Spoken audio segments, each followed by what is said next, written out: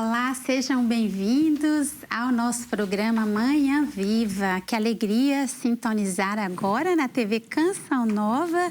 Estamos aqui juntos. Para nós é sempre um gosto estarmos nesse programa nas manhãs, sempre com temas tão interessantes e importantes para nós.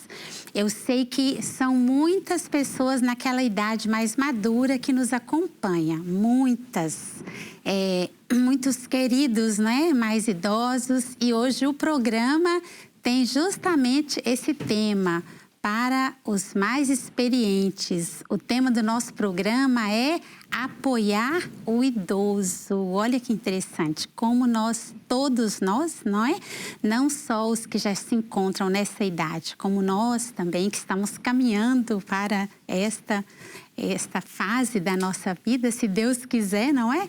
Então, para todos nós, também nos prepararmos bem é sempre importante. Então, nós vamos conversar sobre esses apoios que precisamos dar àqueles que estão perto de nós ou talvez com quem trabalhamos. E para conversar conosco, nós temos aqui em estúdio a professora Marlene.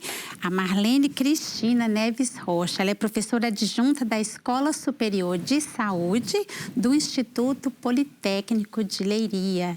Vai conversar conosco aí sobre esse tema que é a sua área, não é? E com certeza despertando em nós, mostrando caminhos, né? Acendendo luzes em nós de como nós podemos, se estamos na fase madura, viver bem ou ajudar aqueles que mais precisam. Antes de nós iniciarmos a conversa com a professora Marlene, vamos fazer o nosso momento de oração, como sempre fazemos, não é? Rezar, pedir a Deus que nos abençoe, que abençoe esse nosso programa de hoje, essa conversa, que seja iluminativa para todos nós. Vamos rezar em nome do Pai, do Filho e do Espírito Santo. Amém. Eu vou rezar com você que nos acompanha a oração que o Santo Padre fez para o Dia Mundial dos Avós e dos Idosos. O Papa Francisco instituiu esse dia, que é um domingo, né, para celebrarmos o Dia dos Avós e dos Idosos. Então, ele compôs uma oração lindíssima, uma oração muito profunda, e eu quero convidar todos a acompanhar e fazer essa oração no seu coração. Aí vai ouvindo e fazendo no seu coração esta oração, que diz assim: dou-vos graças, Senhor, pelo conforto da vossa presença. Mesmo na solidão, sois a minha esperança e a minha confiança desde a minha juventude. Sois a minha rocha e minha fortaleza. Agradeço porque me destes uma família e me abençoastes com uma longa vida.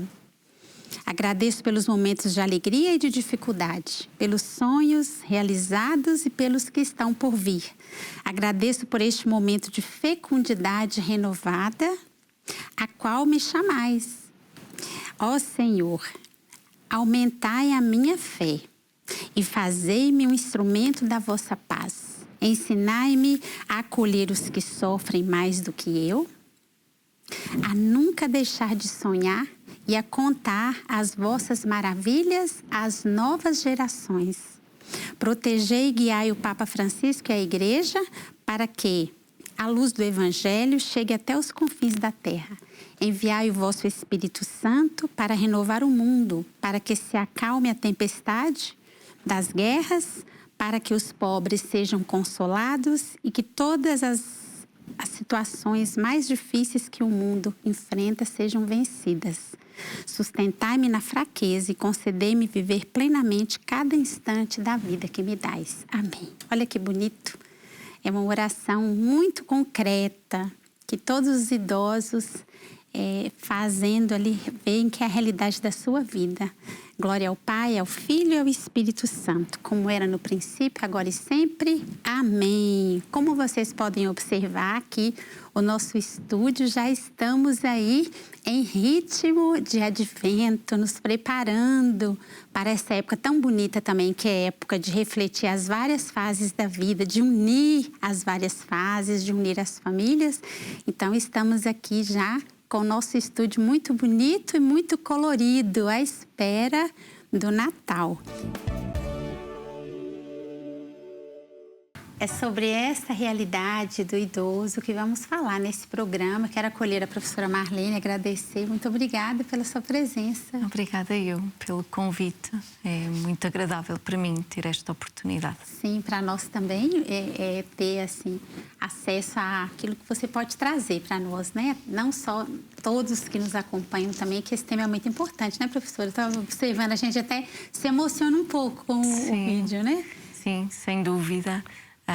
E é um tema que me acompanha há muitos anos, de há uns anos para cá, com mais intensidade. Sim. Por isso é com muito gosto que vamos partilhar esta conversa. Muito obrigada. E, obrigada a nós. Eu queria que a professora começasse a contar para nós um pouquinho de si. Quando foi, né, o tema que te acompanha há muitos anos, quando foi que começou a interessar-se por esse tema dos idosos? Bem, surpreendentemente, o percurso profissional, que começa pelos anos 2005, começou na área pediátrica, não foi propriamente na área da prestação do cuidado ao idoso. Com outro lado, foi com um lado. O início, né, da vida, verdade, não é? Verdade. Mas depois, talvez até alavancado por uma situação familiar de doença que tive, neste caso com uma avó materna, percebi o impacto que tinha a doença prolongada, na idade avançada, e portanto fui alimentando com alguma coragem esta área de intervenção. Portanto, digamos que há aproximadamente 15 anos, talvez, que me dedico quase os meus dias todos, quer à intervenção na área do idoso, quer até ao ensino, que às vezes não é fácil ensinar ou alimentar o gosto pelo cuidado no idoso. Sim. E quais, a professora podia falar para nós quais são as disciplinas que você leciona? Já falou alguma coisa aí, né? Sim. Bem, nós temos, no âmbito do ensino superior, temos vários níveis de ensino.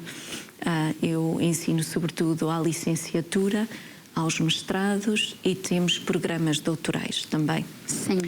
As disciplinas são muito relacionadas com modelos de intervenção no cuidado ao idoso e na doença crónica. Sim. Os projetos de investigação são também muito direcionados à questão do cuidado ao idoso. Entendi. Professora, e os cursos, assim, eu fiquei curiosa agora de saber. Há muitos cursos nessa área, pelos vistos, não é? Sim, na verdade o cuidado ao idoso é um cuidado que tem que ser naturalmente multidisciplinar. Sim. Então, por exemplo, a grande parte dos projetos que nós lideramos na melhoria do cuidado ao idoso são multidisciplinares, envolvem profissionais quer da área da saúde, quer até da área da educação, e por isso, de facto, temos aqui muitos cursos envolvidos nesta área específica. Entendi. E quais são as dúvidas mais frequentes que os seus alunos lhe fazem sobre essa temática? A verdade é que eles chegam, sobretudo aos últimos anos do curso, com muitos receios de trabalhar nesta área, porque durante o curso se apercebem que há desafios enormes, nomeadamente temos que saber comunicar de forma assertiva, carinhosa, empática. As novas gerações estão a alimentar este tipo de comunicação, que às vezes não é fácil. Para além das dúvidas da comunicação, há também muitas dúvidas na forma como preparamos técnicos ou preparamos pessoas para lidar com... E temos que preparar pessoas. Eu acho que a dúvida, até na organização do ensino superior, é muito como é que se preparam pessoas, mais do que como é que se preparam técnicos para apoiar estas pessoas. A empatia, se calhar a empatia é assim um fenómeno que nós temos vindo a trabalhar com mais encorajamento em contexto de sala de aula. Muitos dos alunos dizem-nos claramente que não querem trabalhar nesta área. Até tentam entrar, mas quando vão conhecer a realidade... Tem muitas dificuldades. Meu Deus, que interessante. Então percebem que não vão dar conta, mais ou menos isso? Talvez. Também há muitos estigmas que nós temos que trabalhar. como por exemplo, em idade avançada não se consegue um elevado nível de recuperação, ou se existir uma demência não há nada a fazer. Este tipo de estigmas também têm que ser muito trabalhados, sim. Professora, e desde o momento que você começou a lecionar, sente que teve muitos avanços a nível de empatia com os mais idosos? Eu acho que é preciso ter a capacidade ou a coragem de trabalhar durante algum tempo com esta população para perceber que a empatia é um fenómeno que se cria espontaneamente. Como em qualquer outra fase da vida, claro, nós vamos enfrentando na pessoa idosa diferentes perfis e temos que nos saber moldar aos diferentes perfis. Nós verificamos isto inclusivamente nos nossos projetos de investigação, quando trabalhamos com esta comunidade. Há metodologias que testamos e cuidados que testamos que resultam muito bem com alguns perfis, com outros nem tanto. Esta capacidade de adaptação tem que ser muito grande. Portanto, é preciso trabalhar isto, é preciso enfrentar o desafio na prática. Interessante, né? Porque cada pessoa também é única, né? Claro que sim. E não dá para estabelecer um padrão, não é? Não dá. Cada vez mais se fala no cuidado personalizado. Então, na terceira idade tem que ser absolutamente isso. Interessante, professora. Quando todos vamos chegar à idade, não é? Verdade. É uma coisa. Esperamos que sim, não é? Se Deus quiser. Que sim. E o que eu achei bonito na oração do Papa é que ele incentiva a agradecer, né? Imagina, porque é um privilégio envelhecer, não é? É um privilégio, é um privilégio. Há umas semanas atrás tive que redigir um artigo de opinião sobre a terceira idade e uma das coisas que lia atentamente é a diferença entre os países em desenvolvimento e os países com níveis de desenvolvimento mais avançados. Sim. E a forma como cada um destes países e destas regiões encaram o envelhecimento. E os países em desenvolvimento encaram, se calhar, de uma forma bem mais adequada, que é a experiência, é sabedoria, que era a mensagem inicial nos passava. Foi exatamente isso. Né? Eu acho que é isso que nós temos que considerar. Não é uma sobrecarga para as famílias, não pode ser. Não é uma sobrecarga para a sociedade. Não, temos que mudar esta forma de pensar. E o bonito é que o Papa Francisco, ele tem, desde o início do pontificado dele, que ele tem insistido nesse assunto do encontro das gerações, não é? Sim. Ele falou aí, né, do encontro. Não pode descartar, colocar o idoso de um lado e o jovem do outro. De todo. Não é? Porque é importante. Uma geração tem muito para contribuir com a outra, né? De todo. Há, para além disso, alguns fenómenos societais que são inevitáveis. Sim. Neste momento, temos famílias de 3 gerações a habitar os mesmos espaços, as mesmas casas, com um gap geracional que às vezes é um abismo e, portanto, as gerações têm que viver próximas e têm que aproximar os seus hábitos, os seus estilos de vida. Isso tem que ser um caminho que a sociedade tem que aprender a fazer. Sim. Eu vi alguma coisa, professora Marlene, não sei onde, numa reportagem de eu não sei se é uma escola que leva as crianças do infantário, acho que num país aqui perto de nós, de Portugal. Leva as crianças do infantário, tem um dia que passam no lar de idosos com eles. Sim. É mais ou menos isso, né, que você está dizendo. Exatamente. Né? São os programas intergeracionais. E eles estão mais do que testados, que são de facto muito eficientes, quer para o bem-estar físico, mental da pessoa idosa, quer o inverso para o bem-estar físico e mental da infância. E ainda no contexto da intergeracionalidade há um tema que tem surgido e que é absolutamente essencial, que é o ensinar a envelhecer desde as escolas primárias. Ensinar a envelhecer. Sim. Introduzir a explicação, o contexto do envelhecimento desde muito cedo. No fundo, o nosso corpo prepara-se para envelhecer a partir dos 30 anos, portanto, temos que saber lidar com esta realidade. Todos nós estamos a caminho. Todo. O bem ou o mal, estamos nos preparando para envelhecer. Claro. Eu queria que a professora falasse mais sobre essa questão dos programas intergeracionais. Sim, sim. Nós fizemos, foi imediatamente antes da pandemia, um projeto com pessoas com doença de Parkinson. Sim.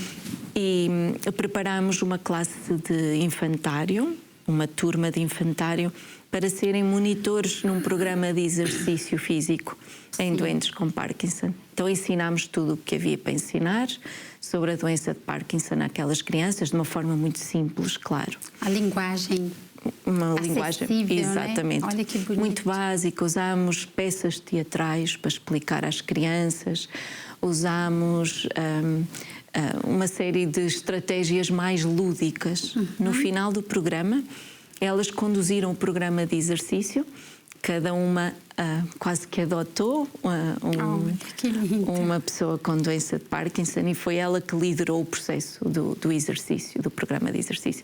Resultou extraordinariamente bem. Que bonito, né? Esse envolvimento das crianças, Sim. né? Eu acho que o trabalho que se faz assim do início, nós vamos evitar coisas mais difíceis, né? No futuro. Sim. E a questão da empatia é isso aí, né? E resolvemos uma série de outras questões ao longo da vida, nomeadamente essa relacional, não é? Como é que as várias gerações se relacionam umas com as outras? Isso parece-me que é assim um ponto crucial. Crucial. E o Santo Padre fala muito, professora, do descartável, da cultura do descartável, né? Ele pede isso para o idoso não deve ser descartado. É isso. Para que nós possamos compartilhar desse mesmo posicionamento, é importante nós reconhecermos a mais-valia que é envelhecer de forma bem adaptativa. Ou seja, evitando a doença, a incapacidade, e para isso precisamos de desenvolver estratégias precoces ao envelhecimento. Cada vez temos que saber preparar-nos, por exemplo, ao processo da reforma, e preparar-nos de forma atempada, porque é um processo que cada vez é mais doloroso.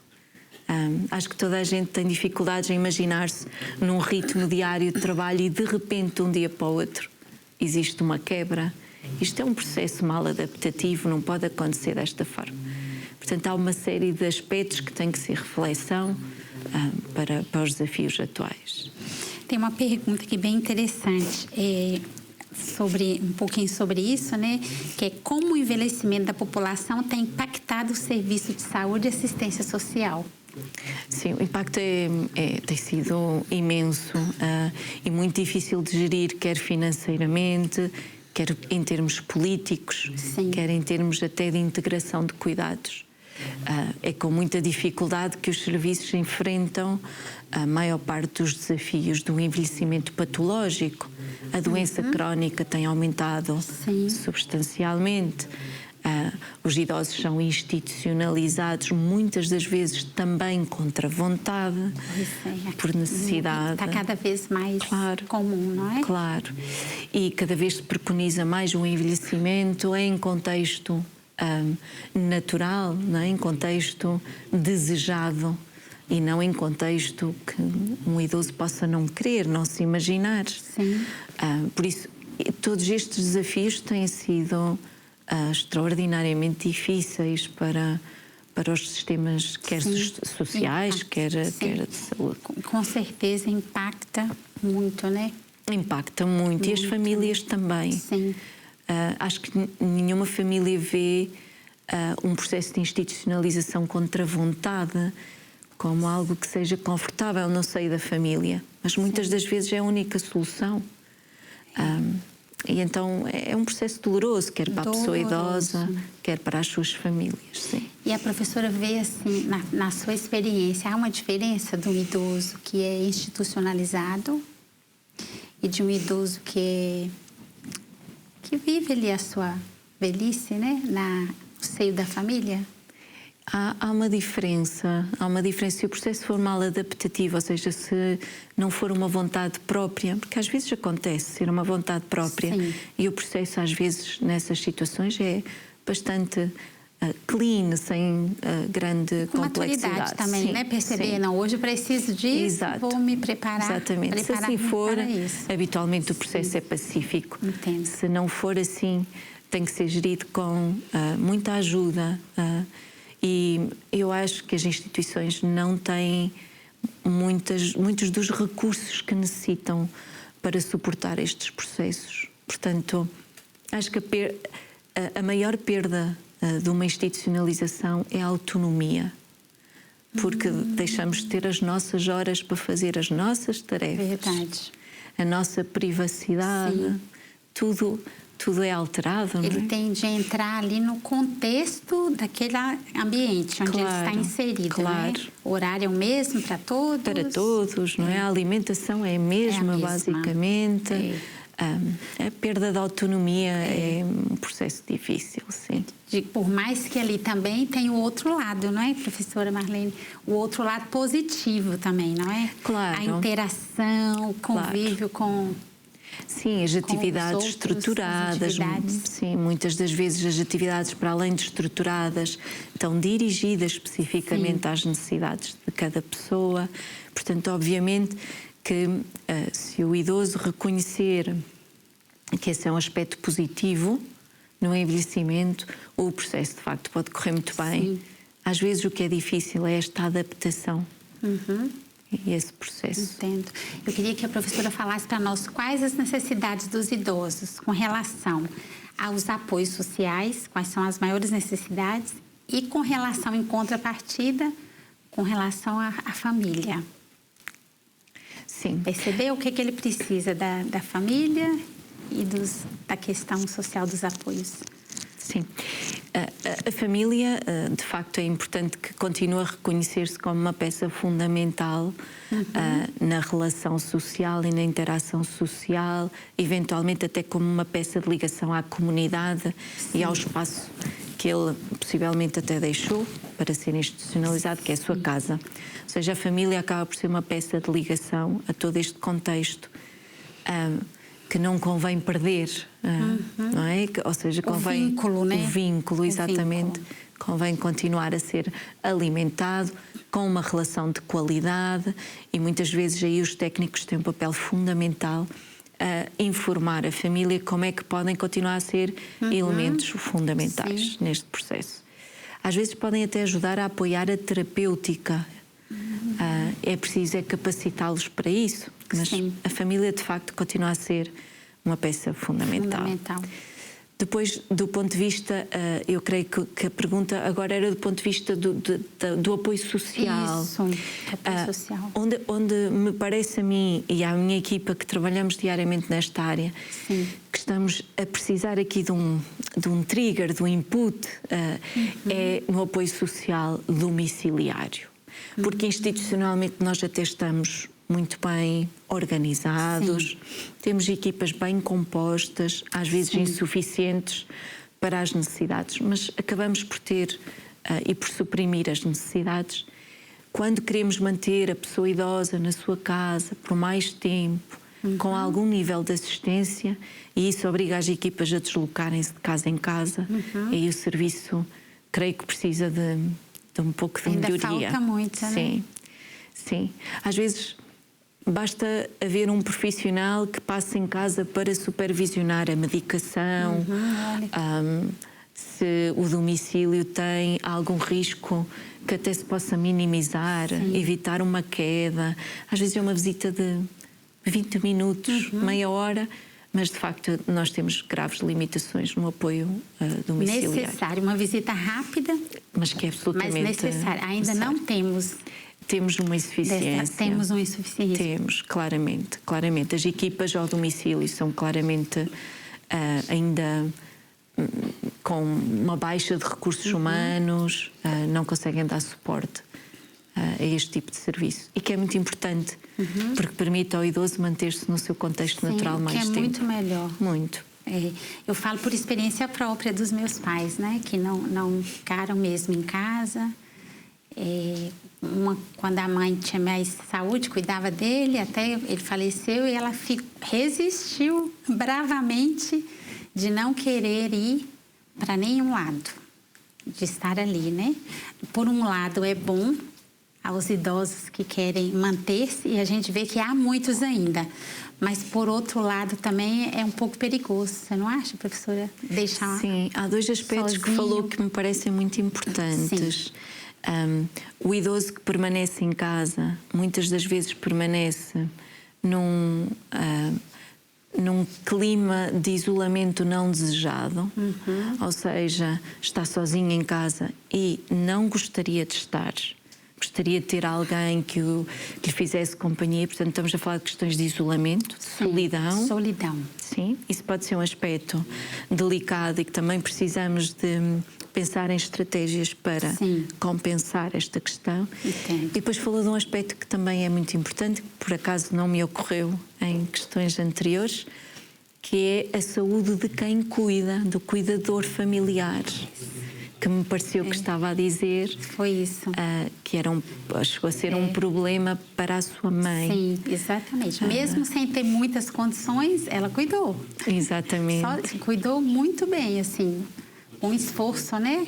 Com esforço. Com esforço. Um esforço mental e por vezes físico. Muito físico, Exatamente. Portanto, às vezes, quando vamos à casa destas pessoas, entendemos que temos duas pessoas para tratar. Sim, olha só. Sim. A pessoa idosa que tem uma doença, um diagnóstico, mas também o seu cuidador que está cansado, está em síndrome de burnout pelo cuidado, que às vezes nem dormir consegue. Verdade. Não é? Às vezes nem dormir consegue. Está sempre atento, né? Está sempre atento, é isso mesmo. Na sua experiência também, professora, quais os sinais assim de que um idoso realmente ele precisa de um apoio fora, né? Um apoio extra? Sim. Bem, nós estamos mais habituados a lidar com a identificação de sinais em situação de diagnóstico, ou seja, quando temos que diagnosticar uma patologia, um síndrome geriátrico. Habitualmente há um conjunto de sinais que estamos muito atentos. A perda de peso acelerada é um dos sinais que nós ficamos logo alerta. A existência, por exemplo, de feridas também são sinais que nós devemos sinalizar. Feridas, escoriações e outros fenómenos mais dérmicos que se possam encontrar na própria pele do idoso. E depois alguma disfunção física e identificação de sinais, por exemplo, como a perda de memória, que revela, por vezes pode não revelar um diagnóstico sério de declínio cognitivo ou demência, mas pode revelar um problema de saúde mental, por exemplo, exaustão mental. E depois as autorreferências que por vezes basta numa conversa, numa visita ao domicílio, a pessoa referir, perceber que não está bem, não está bem. Às vezes não há um sinal evidente, mas a pessoa refere durante a conversa que não se sente bem. Portanto, há sinais que são claramente identificados por nós. Depois há outros mais silenciosos. A solidão é um sinal muito silencioso, por vezes difícil. O abuso também, não é? A violência também pode ser um sinal muito silencioso, infelizmente. Eu queria que a professora, no próximo bloco, continuasse a falar melhor sobre esses sinais. Eu acredito que é importante as pessoas se aperceberem, né? Quem está aí próximo de um idoso. Olha, passou o tempo muito rápido, eu nem percebi que o primeiro bloco já precisamos encerrar, mas nós vamos voltar com essa pergunta para a professora falar melhor. E eu quero convidar quem está aí acompanhando essa conversa tão boa, tão importante para nós, não só para quem é idoso, mas também para quem está aí perto de tem na família, muito importante para a gente refletir e rever também o que nós podemos fazer para melhorar, para cuidar, que esse é o objetivo do programa, cuidar do idoso, aprender a melhorar esse cuidado. Então, no próximo bloco, nós voltamos para conversarmos aqui, continuarmos a conversa com a professora Marlene. Aguarda só um instantinho.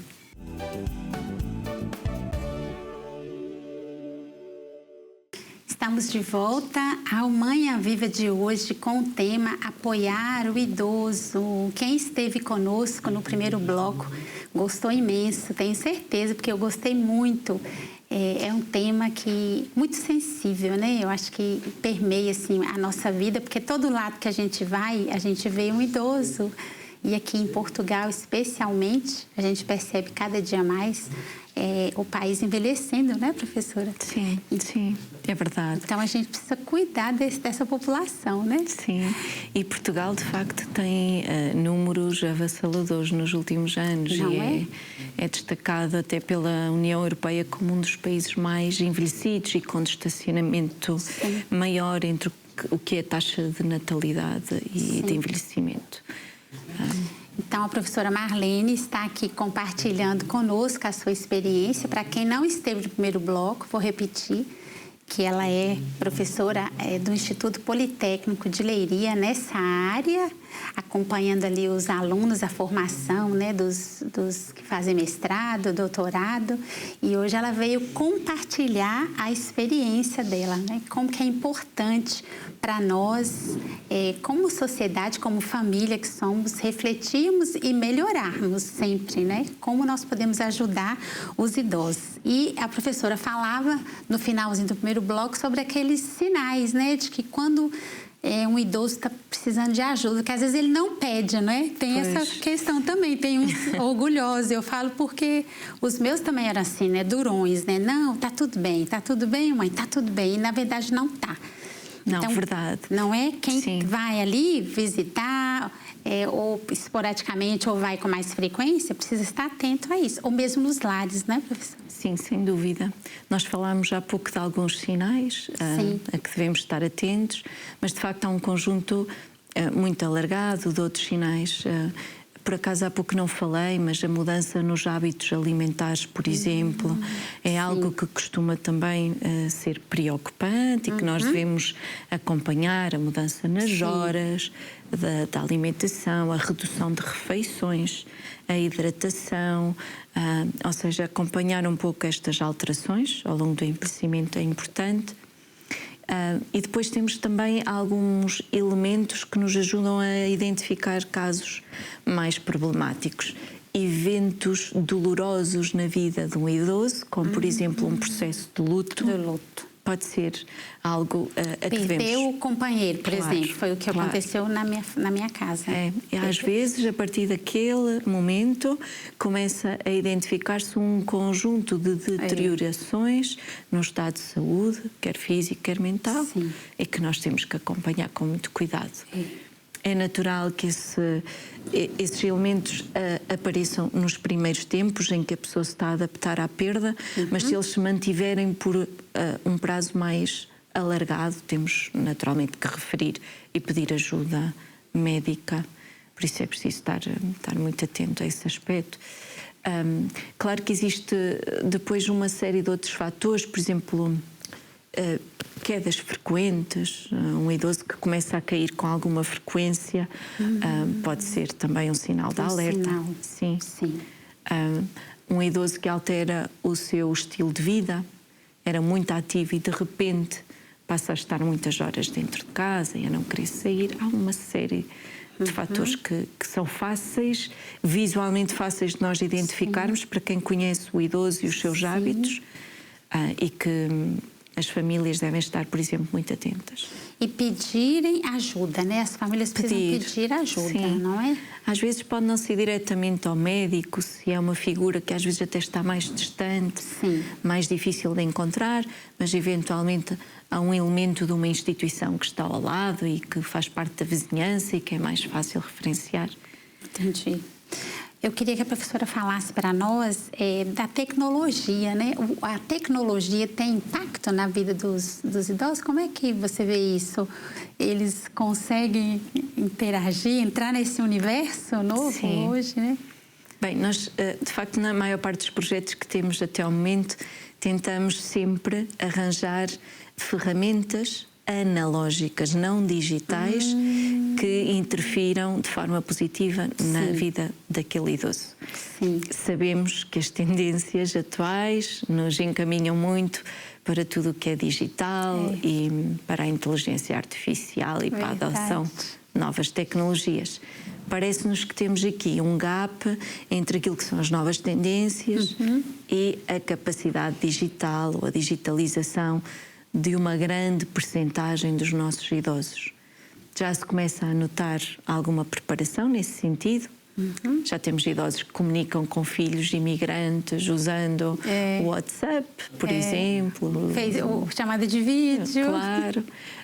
Mas, de facto, temos uma grande percentagem com baixo nível de literacia digital e, portanto, continuamos muito a insistir também nos projetos não digitais e que dependem muitas vezes de recursos humanos bem formados e que possam ir ao encontro das suas necessidades. Sim, mas é positivo, né? Porque eu lembro da minha experiência. Estou sempre trazendo para o meu lado, né? Porque já vivi aí um pouco disso que a professora tá trazendo para nós também na prática, né? Então, assim, a chamada de vídeo, essa questão de unir é um ganho na vida claro do idoso, né? Quem pode fazer isso, né?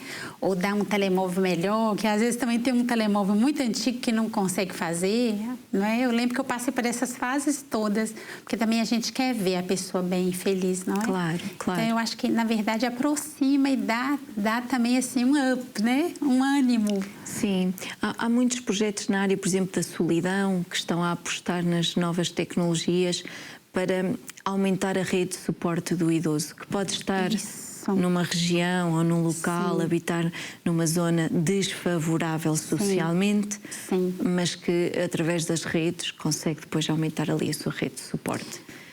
E por isso, nesse aspecto, obviamente, eu acho que é bastante positivo. Bastante positivo, porque nós também, professora Marlene, trabalhamos aqui com a questão do telefone aberto para atender as pessoas que ligam para nós. Olha, não sei se muito mais da metade são idosos.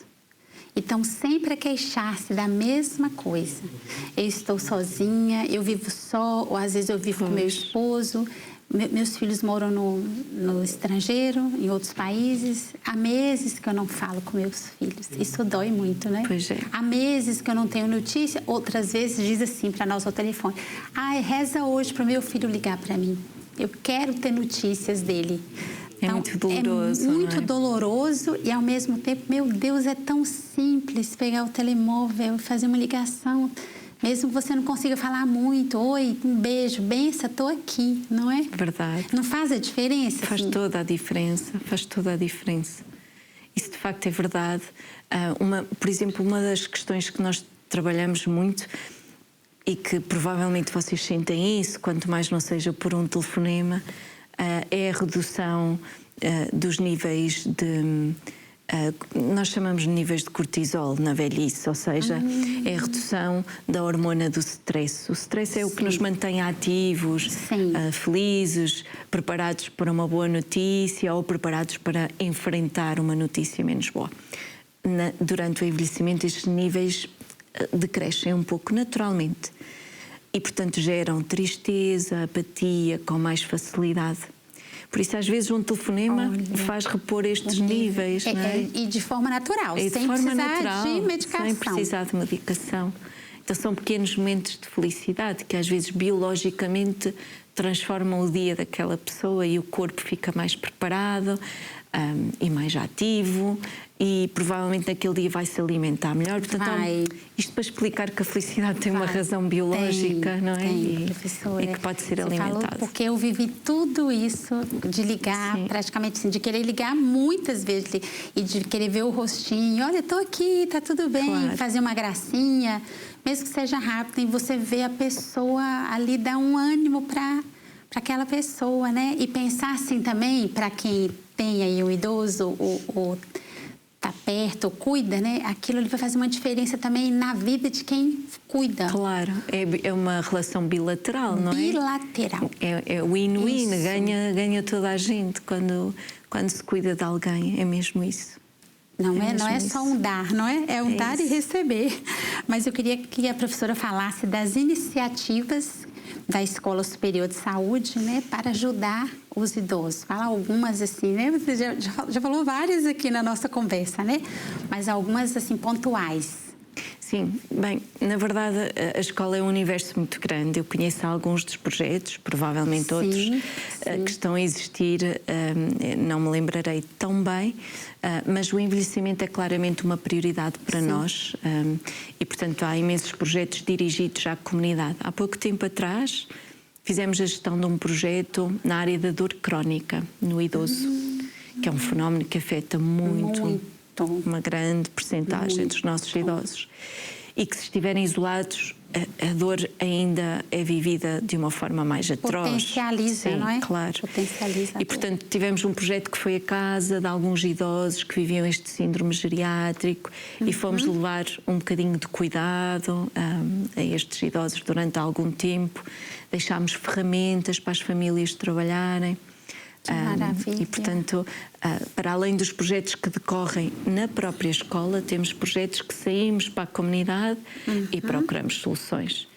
Há pouco tempo também conduzimos um projeto na área da demência e tentámos ajudar, e com o apoio da Alzheimer Portugal, a trabalhar a personalização do cuidado na pessoa com demência.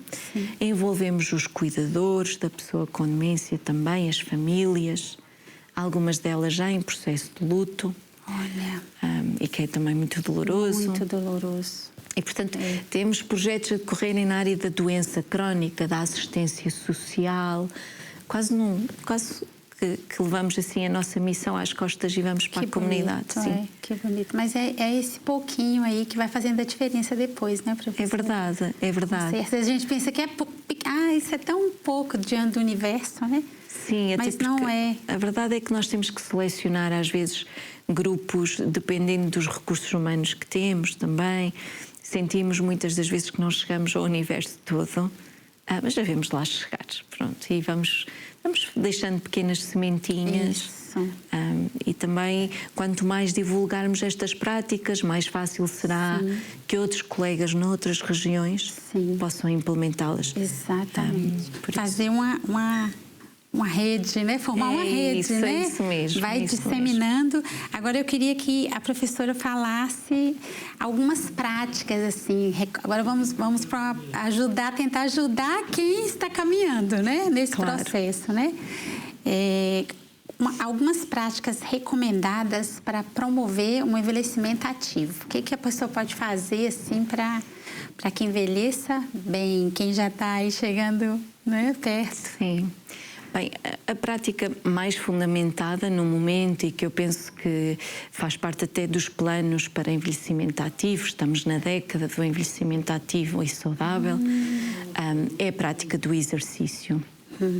E quando se fala em exercício, não se fala propriamente de estimular o idoso a ir a um ginásio, não é isso que estamos a falar. Sim. Mas, pelo menos, reduzir o tempo de sedentarismo. Ou seja, evitar que este idoso, que vive até na sua casa, que até tem uma saúde moderada, passe muitas horas sentado no sofá ou deitado. Sim. Deitado. Portanto, é essencial promover aqui alguns momentos de maior proatividade. Às vezes basta um bocadinho de caminhada, no jardim, no quintal, onde quer que o idoso goste de caminhar. Essa talvez seja assim a recomendação fundamental. A mais importante. Sim. Depois é muito importante o idoso manter os hábitos que ele gostava de ter anterior à sua velhice, nomeadamente anterior ao seu processo de reforma. Se ele gostava de ir à igreja, ele deve continuar a ir à igreja. Se ele gostava de ir à padaria todos os dias de manhã, ele deve continuar a ir à padaria todos os dias de manhã. Então, continuar a ter as rotinas que ele gostava de ter anteriormente. Não ter a mudança que muitas vezes é tradicional num processo de reforma, que é acomodar-se. Eu não tenho a obrigação agora de fazer isto, acomodo-me a uma nova rotina. Portanto, isso também é fundamental. Manter bons hábitos alimentares e de hidratação, que eu já falei há pouco e que também é muito importante. E um bom nível de interação social. Nem que seja por um telefonema, que já falámos, ou por uma videochamada, mas não passar dias sem falar com alguém. ter a necessidade de partilhar aquilo que vai vivendo, eventualmente um sentimento menos agradável neste processo de reforma, ter essa que iniciativa. Interessante, né? E essas coisas que você está trazendo são coisas simples, todos nós podemos promover isso. Verdade.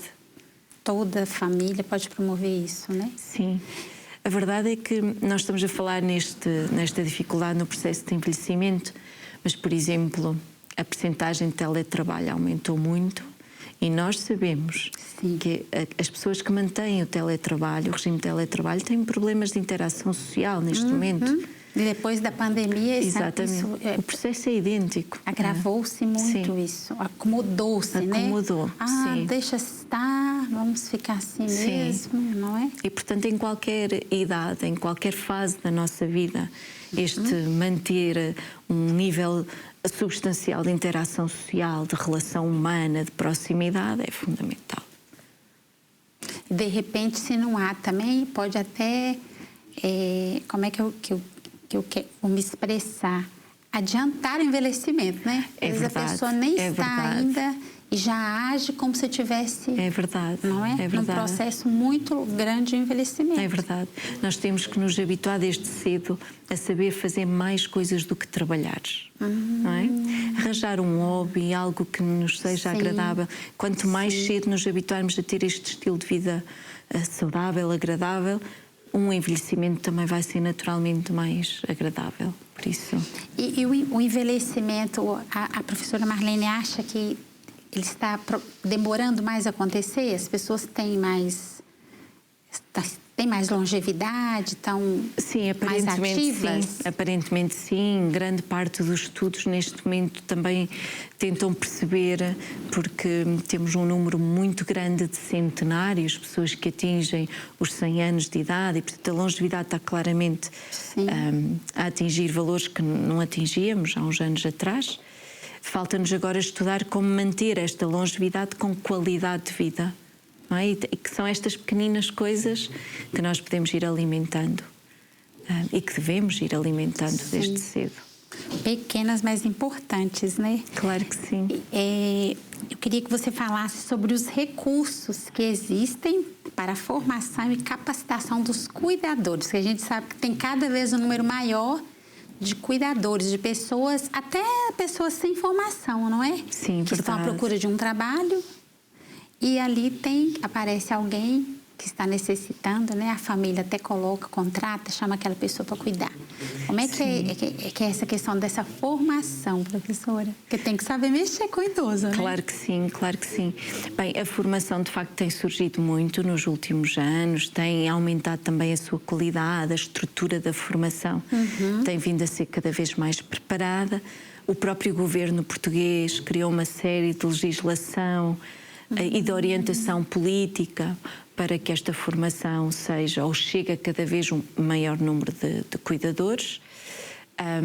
E, portanto, temos também no próprio ensino superior os níveis de formação inferiores à licenciatura, que são os TESPs. Sim, e que permitem nós termos cuidadores sem licenciatura, mas com um nível de formação mais preparado e adequado para conseguir lidar com estas pessoas em casa, nas instituições, em projetos na comunidade. Portanto, eu acho que estamos a fazer o nosso caminho e que o Estado português também tem estado bem mais atento a uma série de suporte já financeiro aos cuidadores, quase como uma espécie de remuneração, de apoio, de suporte financeiro mensal. E que também já ajuda nesta capacitação. Muito. Sim. Ajuda muito. Ajuda bastante. A gente vê muito hoje os idosos, nos idosos, a questão do Alzheimer, né? A gente vê que há muito, parece que o nível, não sei, também não tem dados, não conheço, mas parece que aumentou o número de pessoas com Alzheimer. Mas, por outro lado, também a gente vê a demência. Não é que não, a demência, eu falo porque o meu pai teve demência, não era Alzheimer, embora tome medicação também pesada, né? Mas a demência, eu queria que a professora falasse um pouquinho para os cuidadores, como cuidar de uma pessoa com demência. Bem, o desafio é muito grande. A verdade é que a preparação para cuidar destas pessoas tem que ser uma preparação muito individual. Não é uma formação, se calhar, de 20 horas que nos prepara, porque os desafios são muitos.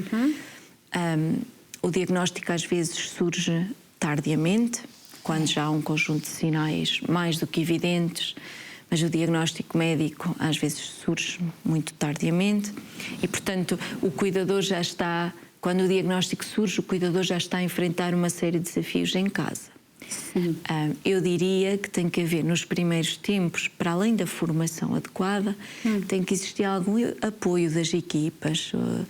Não é fácil um cuidador não formal enfrentar, não formal enfrentar alguns dos desafios. E eu falo, por exemplo, momentos de agitação psicomotora, alterações graves de padrão de sono, ou seja, as pessoas muitas das vezes, no agravamento dos quadros demenciais, deixam de conseguir descansar. Ou trocam as horas de sono, passam a dormir durante o dia, não dormem à noite. Portanto, há uma série de fatores que têm que haver naturalmente um apoio de alguém. Não pode ser um cuidador. O cuidador não pode simplesmente alterar a sua rotina diária de forma completa. E ele não tem essa, digamos assim, professora, essa obrigação de saber, né? Ele não teve formação. Não tem. Como lidar na situação, por exemplo, um idoso que recusa a medicação, que a gente sabe que tem muitos, né? Pois tem. Recusa a alimentação, recusa sair da cama. Estou me recordando que meu pai era assim, não queria, tinha que deixar quieto. Provavelmente. E muitas vezes surge a dúvida, desculpe, e agora? Eu forço, tiro da cama, forço ou deixo? Claro. E a maior parte dos cuidadores surge-nos com essas dúvidas. Felizmente que agora há algumas respostas já dirigidas, que não obrigam estas pessoas a institucionalizar, mas que dão um apoio diário, regulam a medicação. Às vezes estas pessoas precisam de acertar ali a medicação para poderem dormir melhor durante a noite. Porque a medicação é importante. Muito também, importante. Regular as horas da medicação. Às vezes podemos estar a dar a medicação à hora errada. E isto tem que ter um apoio de uma equipa técnica, não pode ser só um cuidador. É muito doloroso para um cuidador assistir. Depois deixa de reconhecer a família. É agressiva verbalmente, às vezes. É muito difícil. Então é muito difícil, sim. Olha, o tempo correu muito rápido, mas eu queria terminar pedindo que a professora falasse assim, para os profissionais que trabalham com essa idade, né? Você, como tantos anos, escolheu esta área. Eu vejo assim, da forma como você fala, né? Do amor, do cuidado, realmente do gosto que você tem por estar trabalhando nessa área e ajudando pessoas. E a gente sabe que aqui nós precisamos muito nos unir, né? Eu até louvo a Deus pela Canção Nova, porque eu vejo a Canção Nova também, essa gota aí, sabe, professora Marlene, de apoio, de presença, de ouvir, não é?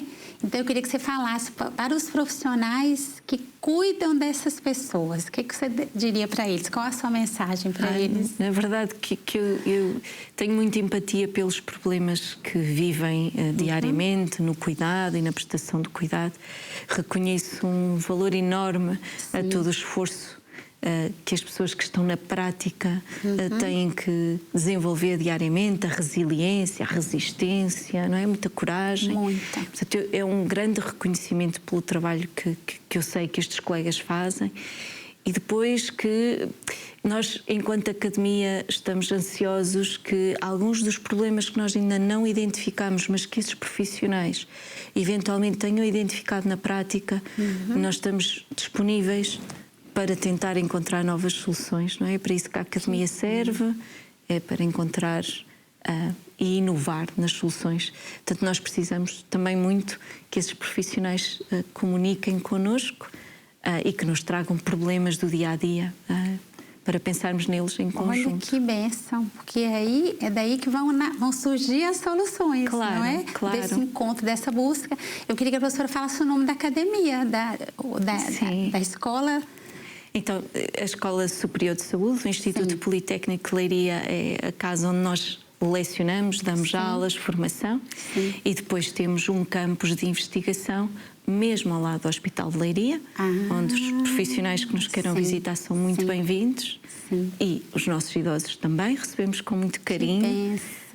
E a unidade de investigação é o CITECARE, é um centro de investigação só dedicado ao cuidado. E onde nós dividimos o nosso tempo entre estas duas casas. Que bom. Eu, certeza, a nossa produção está colocando esses endereços todos para quem está em casa anotar e ter em mãos, porque, como a professora deixou aberta, que é só procurar ajuda e também levar os problemas para que sejam pensados juntos. Serão muito bem-vindos. Podemos não encontrar uma solução imediata, mas tentaremos, com certeza. Olha, gostei muito dessa conversa. Também, muito obrigada. Muito obrigada. Eu quero agradecer também a todos que acompanharam o Manhã Viva de hoje, com esse tema tão bom, apoiar o idoso. Como foi boa essa conversa com a professora Marlene. Graças a Deus que ela teve a disponibilidade de vir aqui, estar esse tempo conosco e que nós podemos também transmitir esse programa para vocês. E agradecemos aos nossos benfeitores que ajudam, colaboram mensalmente para que a Canção Nova leve ao ar não só este, mas como tanta informação boa e especialmente evangelização. Deus lhes pague. Esse programa fica gravado no YouTube da Canção Nova Portugal. Lá há uma playlist do Manhã Viva. Você pode enviar esse programa para alguém. E assim nos despedimos. Continue com a nossa programação e até o próximo Manhã Viva, se Deus quiser.